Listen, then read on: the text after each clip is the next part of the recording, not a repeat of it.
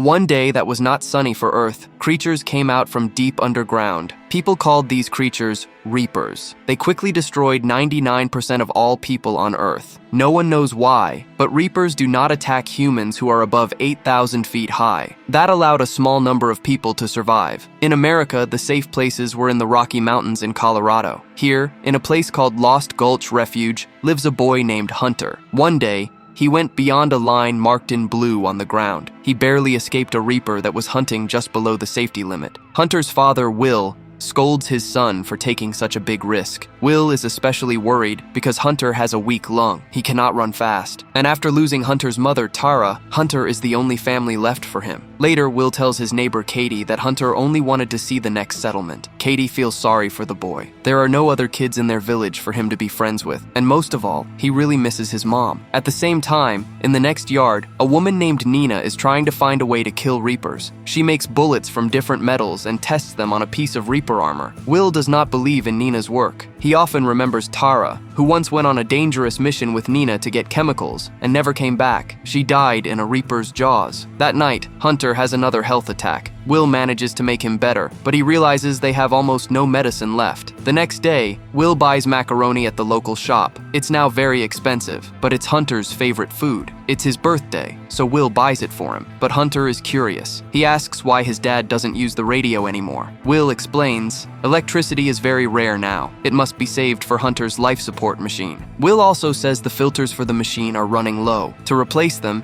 he must go to the nearest town, which is below the safe height. Later, Katie, who was Tara's close friend, comes to visit Will. She reminds him it's Friday. They talk about how weekends used to be before the invasion. Their talk is interrupted by a gunshot from Nina's yard. She is testing another bullet. They look at each other, surprised at her persistence. That night, Hunter gets worse again. Will gives him a shot and just barely helps him feel better. The next morning, Will goes to Nina. He tells her he plans to go to town tomorrow. He says he knows a safe road. Nina insists there is no safe road. Will explains, the filters in Hunter's machine are almost gone. He has no choice. He must go down to get new ones from a hospital. Nina warns that the path goes through passes guarded by Reapers. Then Will reveals his secret plan. He wants to use an old mine that runs through the mountain. It will let him reach the town without going too far down. Nina reminds him that Reapers came from underground. Mines are where they live. But Will says he knows the mine well, and the distance is short. He sets a time for them to leave tomorrow, but Nina says firmly she won't join him. After Will leaves, Nina spends a long time looking at a pirate flag banner. She had promised herself she would raise it over the mountains once she found a way to fight the Reapers. The next morning, Will visits the local gunsmith. He gives him a rifle and grenades. They may not kill Reapers,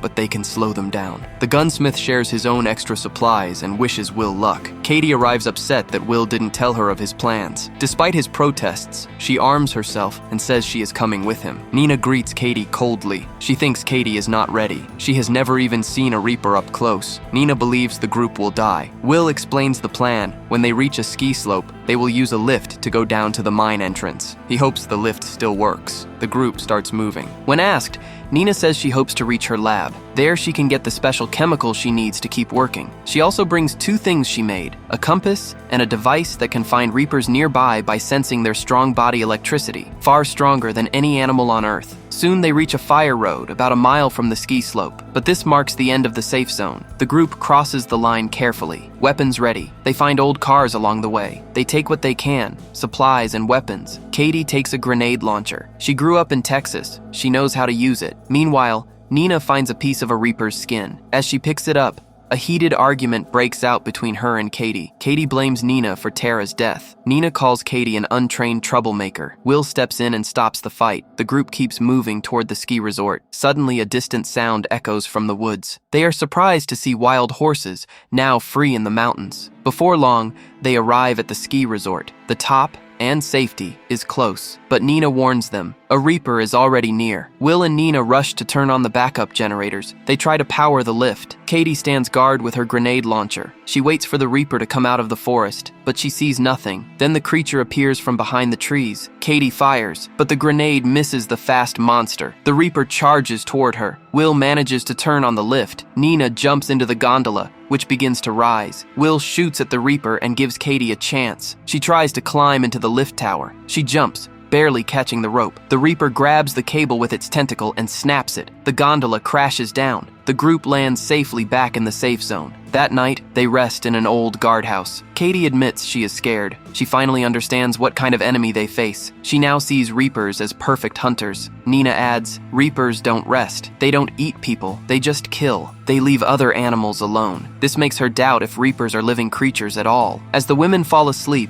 Will thinks back to an argument with Tara. Tara had told him to trust Nina. She believed Nina could save the world. Will disagreed. He thought Tara shouldn't risk her life, especially with Hunter needing her. Nina had no family. She had nothing to lose, but Tara reminded him, Hunter's filters will one day run out, and then he will die. Unless someone acts. Will couldn't change her mind. The next morning, the group arrives at the old mine. Will knows it well. He worked there once. But the lower levels are below the safety line, meaning they are open to Reaper attacks. Also, the tunnels are not sealed well. More danger. Will says the risky part is only 210 meters long, and Nina's tracker should warn them of any Reapers nearby. But Nina argues her device won't work underground. Also, humans breathe out carbon dioxide. Reapers can sense it instantly. After arguing with Will, Nina is the first to go down into the mine. They reach the needed level, but the path is blocked by metal walls, welded shut. The only way forward is to go deeper, another level. But that level is definitely below the safe zone. Will refuses to turn back. The women follow, though unwillingly. They go down a ladder. Will tells them to go slowly, so they don't breathe out too much CO2. The group takes a break before the final stretch. Katie tells how she fought with her boyfriend when the invasion began. She hit him with a frying pan, then took his car and drove away. That saved her life. They go down another level and move forward. They make good progress, until a Reaper appears. They run. Will tries to shoot the Reaper,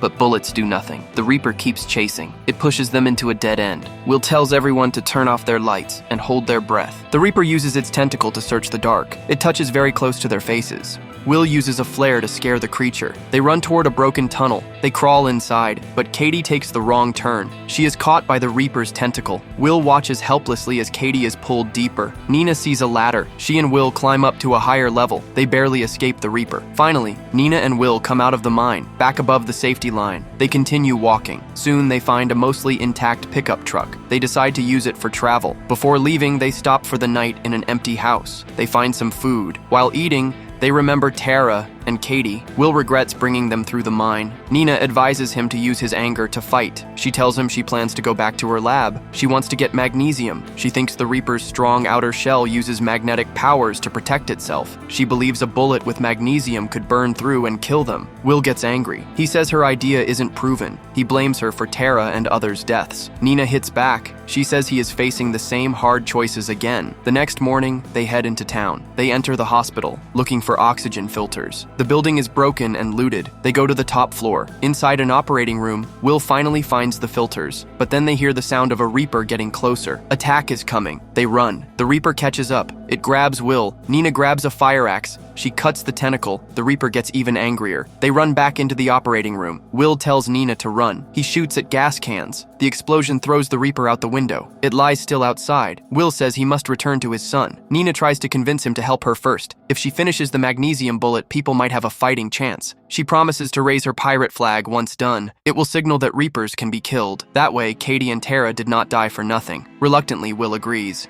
They drive to Nina's old lab. It's at the US Department of Energy. She gathers what she needs. She starts making her bullet. While guarding her, Will sees a photo. He learns Nina had a family. They died during the Reaper attack. She survived only because she was at work. Nina says she blames herself every day. She wishes she had hugged them one last time. Will tries to comfort her. He says she couldn't have saved them. She disagrees. She says living like this has no meaning. Will realizes she will need more time. He urges her to finish the bullet. He says he must go back to Hunter. Time is running out. He promises to come back soon. He takes Nina's car parked outside. Will drives off in the pickup. Nina keeps working. She notices a battery cell. It gives her an idea. Instead of magnesium, she tries cobalt. Just as she finishes the bullet, a Reaper attacks her. Meanwhile, Will speeds down the road. His tires blow out. He crashes into a tree. He must run to the safety line, but Reapers chase him. They surround him near the line. Will fires his gun. He expects to die. Suddenly, a shot rings out. The Reaper explodes. Nina arrives just in time. She uses her cobalt bullets. They cause the Reapers to explode violently. Examining the remains, they realize Reapers are not living creatures. They are advanced alien machines. That proves Nina's theory, but the reason for the 8,000-foot rule is still unknown. They return to Lost Gulch. Hunter greets his dad happily. Nina raises her pirate flag. It sends a signal to nearby towns. She has found a way to kill Reapers. Radio communication returns. Survivors teach others how to make the special bullets. Later, Nina and Will visit a memorial for those who died. They leave a bullet at the base. It has Katie's name on it. Soon, a team of hunters armed with cobalt bullets sets out. Explosions echo through the Rocky Mountains. Reapers are destroyed one by one. Post-credit scene. Humans are shown taking back their planet. One night, as Nina looks at the stars through her telescope, Will joins her. Together they watch as 3 glowing objects enter Earth's orbit. The movie ends better than expected for a post-apocalyptic monster film, but the origin of the monsters is still unknown, leaving space for a possible sequel.